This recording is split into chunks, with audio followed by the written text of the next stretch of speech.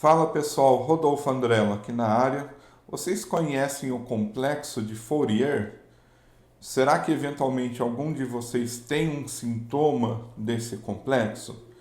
Então, se você ficou curioso, fica aí que depois da vinheta a gente discute esse tema.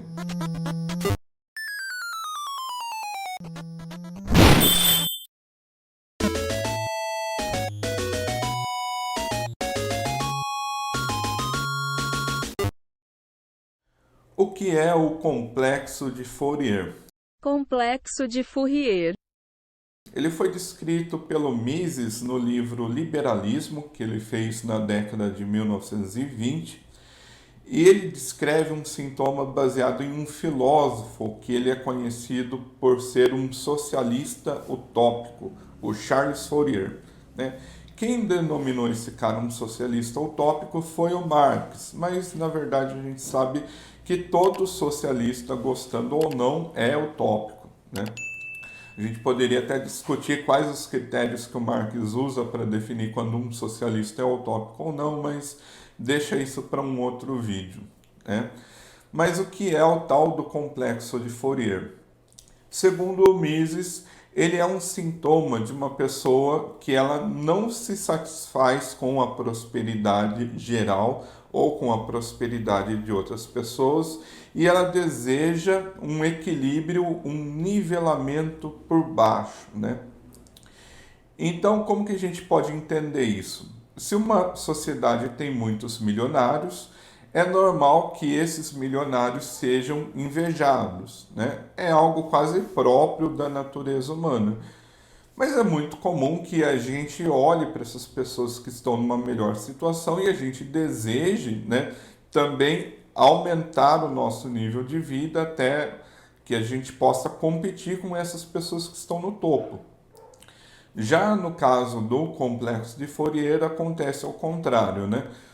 O próprio indivíduo ele não se vê em posição de almejar, né, aquele resultado de excelência e por isso ele deseja a queda daquele que está acima, né? Mas o complexo de Fourier ele tem um paralelo muito interessante com um caso que os alemães eles costumam denominar de Schadenfreude. ele é também essa situação, esse sentimento negativo em relação ao status, ao bem-estar de outras pessoas. E como que isso se relaciona aí com a economia, com a filosofia austríaca, né? A gente tem um desafio muito grande hoje que vem do fato de que o capitalismo ele majorou, né, de uma forma surpreendente e inimaginável o nível de vida de várias pessoas, né? Principalmente o nível de vida dos mais pobres, né? Por exemplo, nos Estados Unidos, você sendo classificado como uma pessoa pobre, ainda assim você tem micro-ondas, você pode ter o seu carro, sua televisão, seu celular, sua, enfim, uma casa repleta de todos as comodidades que a gente tem hoje numa vida capitalista, né? E isso seria impensável coisa de 30 anos atrás na União Soviética. E claro que países mais pobres também têm acesso a bens e serviços de pior qualidade, mas mesmo aqui no Brasil, que a gente não tem uma vida econômica tão boa, tão estável, é muito comum também que a própria pessoa considerada pobre que viva na periferia tenha acesso a um carro seminovo, tenha acesso a um celular, né, consiga acesso à internet. O carro pode não ser tão onipresente na periferia, talvez, mas o celular é praticamente onipresente. A televisão, então, nem se fala, né? E é por isso que na economia austríaca a gente tem um ditado de que o pobre hoje no capitalismo ele tem um nível de vida melhor do que de muitos reis de antigamente, né? E uma forma que a gente tem de comparar a situação dos mais ricos, de um Bill Gates, por exemplo, é que sim, a fortuna do Bill Gates ela é muito maior do que a nossa, né? Do personagem padrão, de uma economia capitalista. Mas em contrapartida, o Bill Gates ele não se alimenta milhões de vezes melhor, ele não viaja milhões de vezes mais rápido, né? E isso a gente compreende através dessa leitura dessas lentes austríacas. Mas, infelizmente, existe essa parcela da população que ignora completamente essa ascensão, né? Essa melhoria de vida da classe mais pobre. E por isso eles almejam uma mudança radical de sistema, principalmente baseada nos ideais socialistas. Então, como que a gente poderia se contrapor a essa tendência? Será que seria possível mostrar para essas pessoas o nível de vida que os próprios pobres adquiriram depois do capitalismo, né? E será que isso seria possível de fazer essas pessoas mudarem as suas opiniões, as suas conclusões? Bom, se o fato for realmente uma predisposição psicológica, né, que o Mises chamou de complexo de Fourier, então, nesse caso, nenhum argumento que a gente usar vai ser suficiente. Porque o problema nunca foi a situação dos mais pobres. O problema não é, a demanda não é elevar o padrão de vida dos mais pobres. Porque isso o capitalismo tem conseguido fazer. É verdade que em países, por exemplo, como na África subsaariana, esse progresso ele tarda a chegar. Mas também é verdade que a gente tem muito pouco capitalismo sendo praticado lá, né? Então não seria evidente, né, que a gente pudesse acusar o próprio capitalismo de promover essa pobreza. E aliás, isso também é um outro assunto, né? De onde vem a pobreza? Por quem é causada a pobreza, né? E a gente constata que, na verdade, a pobreza, a escassez é uma condição natural do ser humano.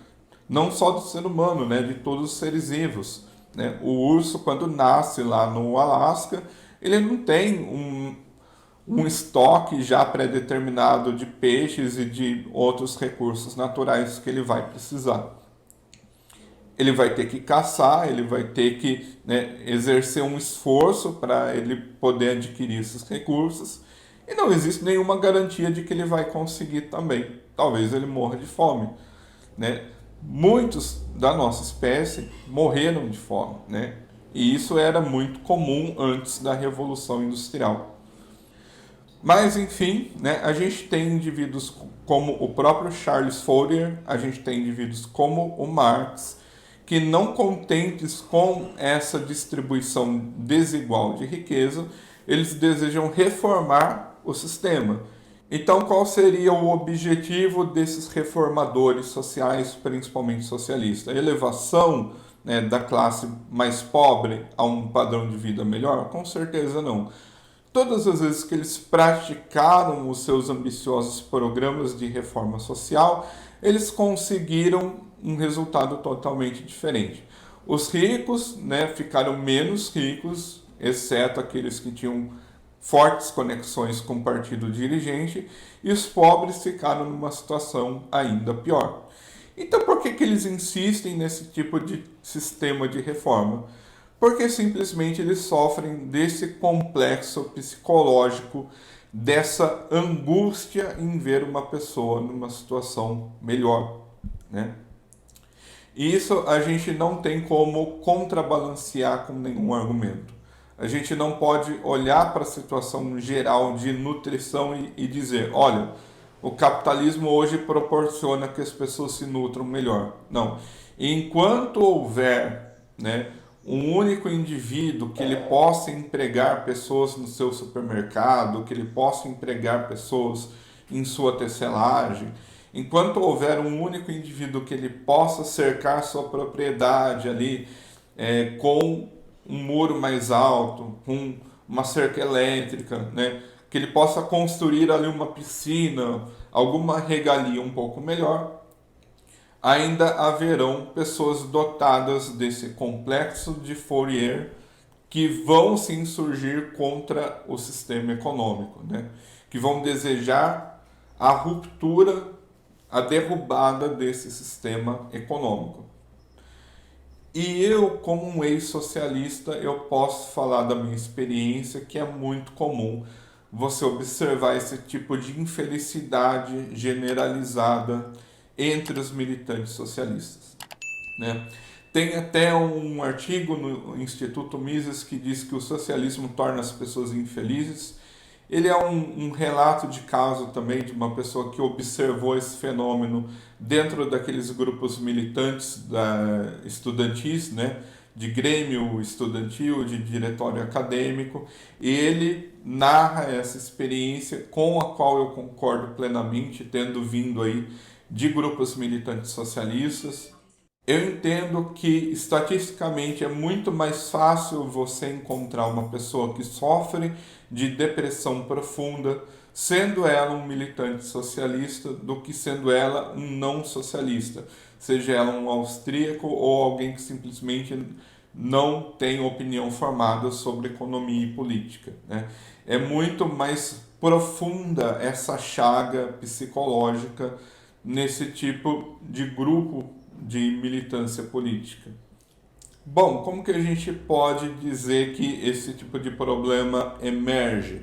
Né? Eu sei que nesse ponto talvez muitas pessoas já não estejam assistindo o vídeo que ficou um pouco longo, mas vamos pensar no seguinte: quando a gente aqui, a partir da economia austríaca, quando a gente olha para o mundo e a gente vê a intervenção estatal na economia, a gente vê nisso uma grande porção de socialismo, né? Quão socialista é o mundo hoje? Para a gente, né, a partir da ótica austríaca, o mundo já é majoritariamente socialista.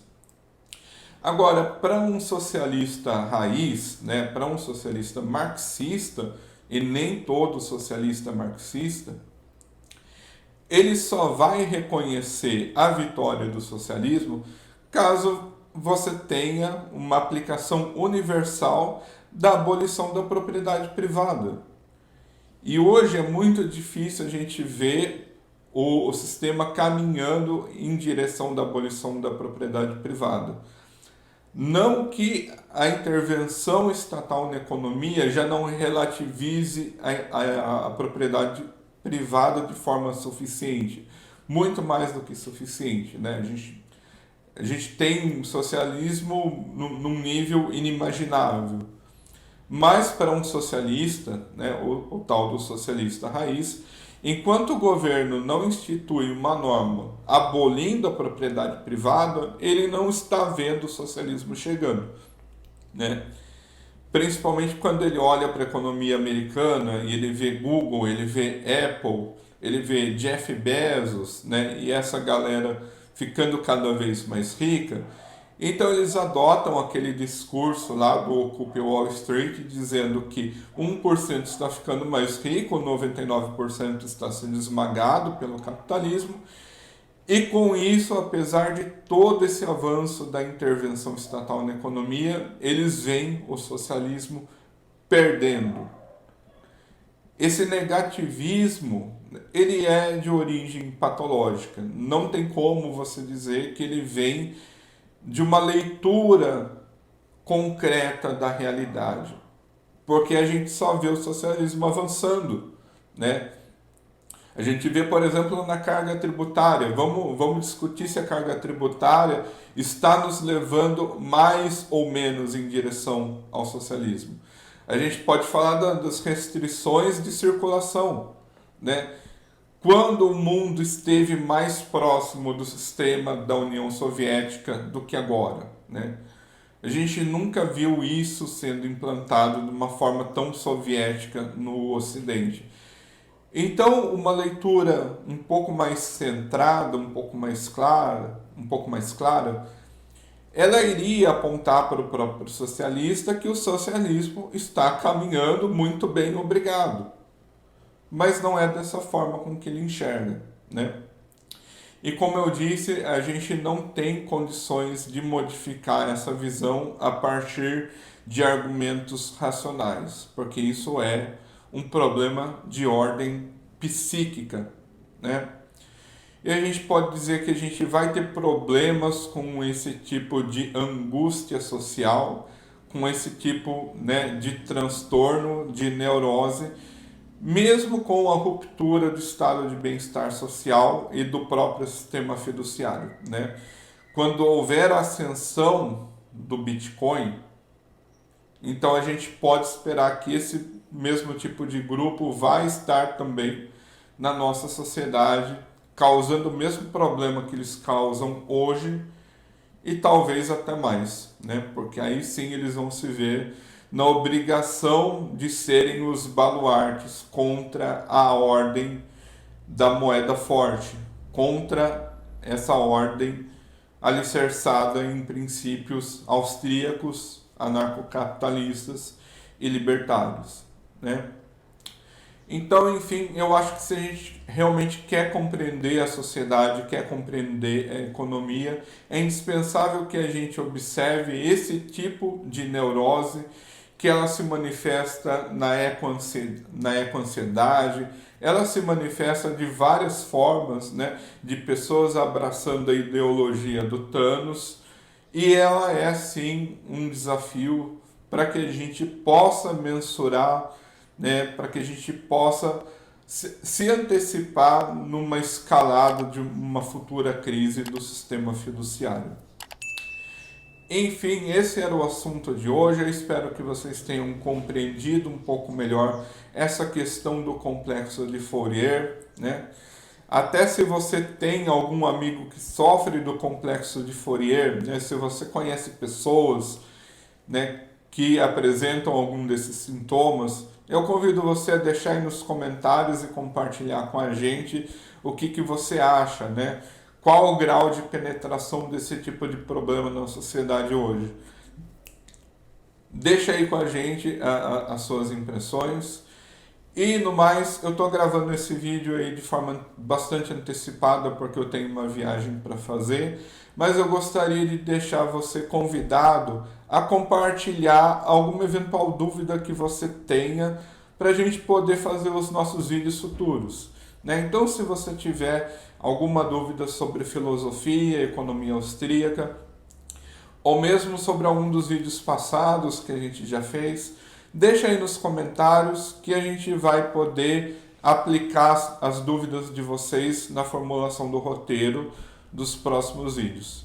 Então, por enquanto é isso. Meu muito obrigado. Até a próxima.